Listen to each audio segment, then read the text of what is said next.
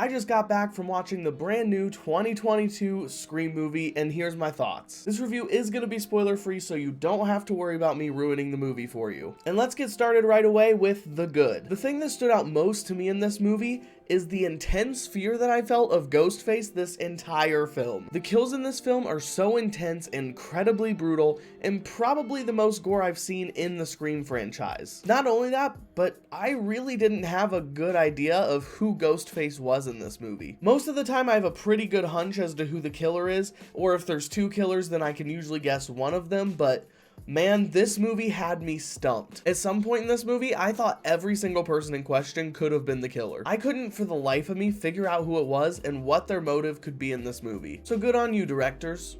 You got me. I also enjoyed a lot of the humor in this movie, especially from Richie and Mindy. This rendition of Scream was filled with loads of sarcasm, dark humor, and of course, the good old meta humor we've all come to know and love. Another aspect of this movie that I absolutely loved was the cinematography. The way these scenes are captured really added an extra ounce of intensity and emotion, which is absolutely no surprise coming from the directors of Ready or Not. But with that, let's move on to the mixed. As much as I appreciated this movie focusing on a new person to be kind of our main character and Sidney Prescott of this film, I really didn't connect with most of the cast in this one as much as I have the rest of the Scream films. And it's not that the cast did a bad job at all, I just didn't really find a reason to connect with most of these characters. Of course, Sidney, Dewey, and Gale are in this movie, but they were much more supporting characters than they were the leads. Dewey did get a hefty amount of action in this one, but I definitely could have used a bit more of Sidney and Gale. I mean, these three are the reason that so many people love the Scream franchise. Then, as much as I enjoy the meta humor that Scream made so popular, there were points in this movie where it felt like a bit much. There were a lot of funny and clever jokes in there, but I felt there were a few concepts that were just a little overplayed. I also wish that this movie would have done something a little bit bigger with our main character's, psychological battles. I don't want to spoil anything, so that's how I'm gonna put it. The concept they introduced for this was jaw-dropping, but it really didn't come into play as much as I would have liked to have seen. I feel like there were a few different directions they could have taken this to really take it to the next level, but it was just okay. But with that, let's move on to the bad. And I've got to say it without spoiling anything, the end motivation in this movie was quite disappointing for me. The whole time I was sitting there thinking, there's so many angles that they could play, and this is the one they chose. I understand that what they chose is definitely a motivation a true psychopath could have, but it was just so lame. I know there's other people that really liked this ending, but for me this finale just didn't feel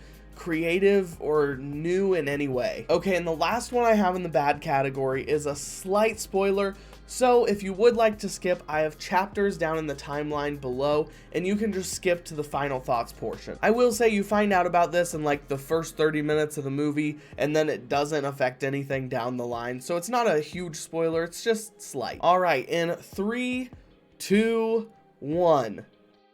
I cannot believe that they actually split up Dewey and Gale once again in this film. We have yet to see a film in the Scream franchise where Dewey and Gale are happy together throughout the whole film. In the original, they didn't know each other for the first half. Scream 2, they were broken up in the beginning. Scream 3, they were also broken up in the beginning, but Dewey ended up proposing, which led into Scream 4. Then in Scream 4, Dewey didn't trust Gale for half the movie and is basically the reason she got stabbed. And now in Scream 5, they're divorced. I legitimately considered leaving the theater when I realized that they were broken up once again. And I know it's a pretty petty thing, but dude, can we have nothing happy in these movies? Come on, give me something. Alright, and now it's time for my final thoughts. After everything is said and done, I think this is a fine Scream film. It follows the right structure, has its own sense of humor, some horrifying kill scenes, and introduces some new concepts. If you've enjoyed the Scream movies in the past, this one will definitely offer you an entertaining night full of laughs and screams. I would say this fifth installment is very similar in tone to Scream 4, but with less Sidney and Gale. It's not the best Scream film, but it's definitely not the worst, and so for that, I'm giving Scream 2020 a B. But of course, these are just my thoughts, and I would love to hear yours down in the comments below. What did you think of Scream 5? Make sure to like this video and subscribe so you see more content like this. That's all for now, so cheerio, mate.